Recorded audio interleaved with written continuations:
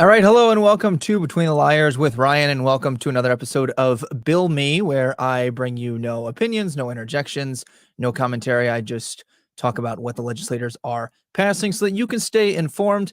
So here's what we're going to do today. To start with, I'm going to give you some of the claims that have been happening, some speculations, some things that have come up in the news for this particular bill near and dear to my heart in the state of Tennessee. Not the bill itself, but the state. So today's topic is going to be HB0978, House Bill 0978. And Tennessee Newswire says that homeless people in Tennessee who camp or sleep in parks or on other public property could be subject to criminal felony charges, while others camping around highways could face misdemeanors under a Republican-backed bill that stirred up national headlines. Now, here's what they also report and that we know so far. The House bill was amended by the Senate, and then the members in the House, when the bill had the amendment passed, they have to reconcile it again. The House sends their bill to the Senate. The Senate either votes as is or they amend it. They send it back. As long as the House is okay with the amendments, then they're going to push it forward to the governor's desk. So in the House, they voted 57-28 to accept the Senate version. And that was the final vote on the matter, which means that it goes to Governor Bill Lee's desk. And he, to my knowledge, has not signed it yet. It went like the 28th of April. So it's been sitting there for a couple of days. Now, before we get into the actual summary of what the bill has, you're going to get my Spark Notes, and then we're going to go into the actual text of the bill. Here is your reminder. Please like and subscribe to our YouTube channel. Set those notifications so that you know when we go live and we bring you new content like this. And also remember that you can follow us at Between the Liars on Twitter, also Instagram, and you can like and follow our Facebook page, or you can follow us on Twitch. Take your pick. If you're thinking it, we probably have it. So let's go ahead and we're going to summarize the bill. Now, Tennessee has this very nifty little thing here. You can actually go to the Tennessee General Assembly website. You get your bill summary right here. So what I'll read their specifics in a second, but basically there's nothing in the bill that talks about making camping a federal felony. Instead, they're talking about camping being a misdemeanor. So depending on how the bill is finalized, that might have been a little bit inflammatory. Here is what the bill summary says. It makes it a Class C misdemeanor offense for a person to do one of three things. Number one, solicit from the roadway, shoulder, berm, or right-of-way of a controlled access highway or entrance or exit ramp of such a highway. So think like the people who stand on the side of the road with their signs. They're soliciting money. Number two, camp on the shoulder, berm, or right-of-way of a state or interstate highway. Or number three, camp under a bridge or overpass or within an underpass of a state or interstate highway. Now, a person will receive a warning citation for the first offense of any of those three, and a second or subsequent offense will be punished by either a $50 fine and a sentence of 20 to 40 hours of community service work, or a sentence of 20 to 40 hours of litter removal. Tennessee, I don't know if they're one of the few states who does it, but Tennessee does sentence a lot of its prisoners to cleaning the roads. That's how Tennessee keeps their roads looking so beautiful. Now, it also goes on to state that the Equal Access to Public Property Act of 2012 generally makes it a Class C felony offense for a person to camp on property owned by the state, knowing that the area on which the camping occurs is not specifically designated for use as a camping area.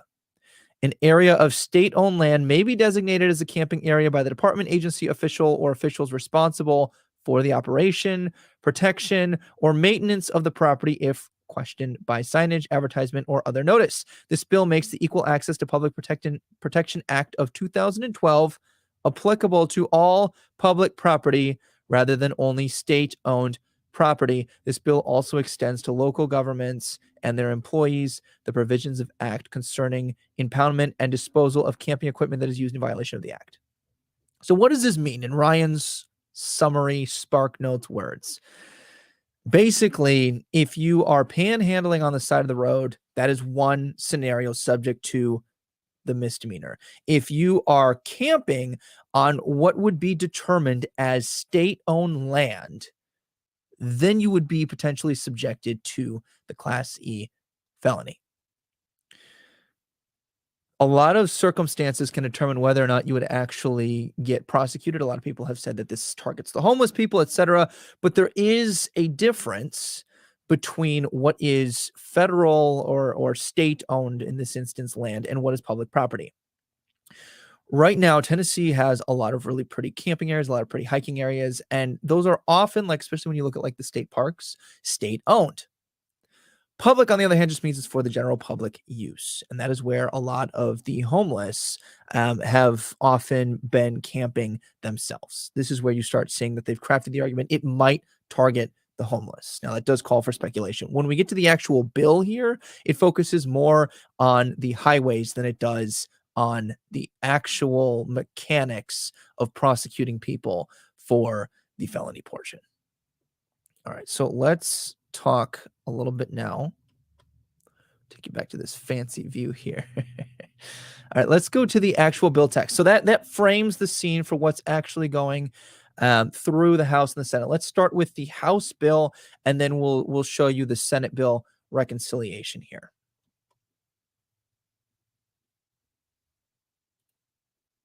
Hold please while I pull this up. There we go. All right, so now we're going to read through House Bill 0978. This is proposed by Representative Williams. Be it enacted by the General Assembly of the State of Tennessee, Section 1, Tennessee Code Annotated Title 55, Chapter 8, Part 2 is amended by adding the following as a new section. A, it is unlawful for a person to solicit from the roadway, shoulder, berm, or right-of-way of a controlled access highway or entrance or exit ramp of such highway. It is unlawful, B, for a person to engage in camping. And you cannot camp on the shoulder, berm, or right-of-way of a state or interstate highway, or 2, under a bridge or overpass or within an underpass of a state or interstate highway.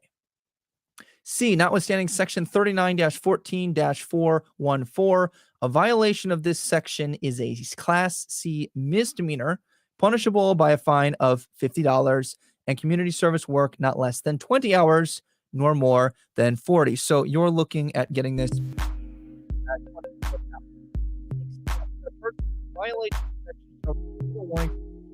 offense. In lieu of a fine and community service, the court may require a person convicted under this section to remove litter from the state or local highway system, public playgrounds, public parks, or other appropriate public locations for not less than 20 hours, nor more than 40 hours. So again, there is going to be a little bit of jurisdiction placed on the courts as to what the sentence for this would be if convicted. Section D, for purpose of this section, camping is defined or means the following. Number 1, erecting, placing, maintaining, or using temporary structures such as tents, tarps, and other temporary shelters, or living accommodation activities such as sleeping or making preparations to sleep. 2, carrying on cooking activities, whether by fire or use of artificial means, such as a propane stove or other heat-producing portable cooking equipment. Or 3, sleeping outside of a motor vehicle or making preparations to sleep outside of a motor vehicle, including laying down a sleeping bag, blanket, or other material used for bedding. This is a very boring section where, by the law, if they're going to nail you down for a crime, they have to define what those crimes are going to be. And you'll notice, if you're listening, especially to the audio-only version, it's not just my voice. I've got some fancy background music going on there.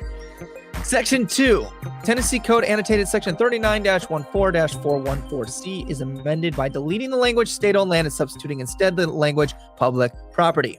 Now, this is a seemingly small yet not insignificant change of wording, because when I mentioned in the summary, when we're looking at what is public property versus state-owned land is generally thought of as probably a little bit broader or a little bit more narrow than public property. So this would include, I believe, if I understand this correctly, both. So they basically expanded where they can prosecute people. State-owned, think like state parks. Public, in theory, could be so like if, I guess maybe even the sidewalks outside of stores, if like the store doesn't own that actual land, like think like downtown Nashville, and that's public, then that might be where we're starting to see the application of that felony portion apply. But as far as the roadways, it's going to encompass more roads as well. Section 3, Tennessee Code, in my guess anyway.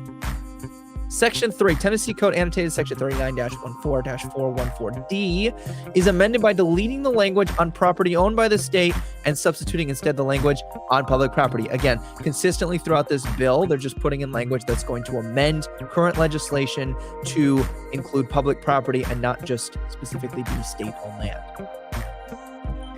Section 4, Tennessee Code annotated section 39-14-414E is amended by deleting the language, quote, state custody, unquote, and substituting instead the word, just quote unquote, custody, is amended by deleting the language state agency wherever it appears, and instead they substitute the word just agency, and is amended by deleting the language state and its employees and substituting instead the language state or local government and its employees. Again, remember in the summary, it was laying out that it is just looking at applying this at every level, not just state, but also the local governances. It's going to make this a little bit more consistent throughout, and so they're changing the language as such. Section 5, Tennessee Code annotated section 39-14-414G is amended by deleting the language state property wherever it appears and substituting instead the language public property, and is further amended by deleting the language state department and substituting instead the word just department. Section 6, this act takes effect July 1st, 2021, the public welfare requiring it. So that is what we're looking at as far as the House bill. Now, remember, when it went to the Senate, we actually had that be amended. It is now July 1st of 2022. So here's kind of the reconciliation bill. You'll see here it notes House Bill 978 by Williams. This is the Senate version by Representative or Senator, in this instance, Bailey. And this is Senate Bill 1610. So these are going to be kind of the same thing, pushing towards the same goal. I'm not going to reread all over this again, or read this all over again, because it's essentially the same thing. But if you'll note down towards the bottom, again, this is all available on the Tennessee General Assembly website. If we look at, you'll see right here, they define camping to mean the exact same things that the House did. They were in agreement there. Section 4 is where there's something a little bit different. It says that the Tennessee Code is amended by deleting the language state custody and just custody. So again, just looking at the language, they're just making it very consistent. This act takes effect July 1st, 2021. So this apparently right here, this exact one must be an older draft, given that the Tennessee General Assembly website says that that's actually not going to be the case. So there you have it, the Senate bill, the House bill, and what it does. Leave me a comment. Tell me whether you think that this is necessary, unnecessary. If you think your government's serving you, that is not for me to interject in these particular segments. Instead, it's really just to keep you informed. So that's going to be it. This is actually shorter than our last one. I want to try and bring you more of these consistently. Drop us a DM, drop a comment here. Tell me which ones you'd like to hear next. I'd love to have interjection and just craft this around what would be most interesting to you. So remember, you can find Between the Liars on Spotify, Apple, YouTube, Twitch, and Google Podcasts. Follow us on our social medias to stay updated. We tell you what we drop. We tell you when we have our guests coming up. That is the best way to stay in direct contact with us. If you enjoy this show, consider giving us a nice review, 5-star review, and tell other people why you like us so much. It's always great to hear from you guys. And I'm sure you find yourself somewhere between the liars. Goodbye for now.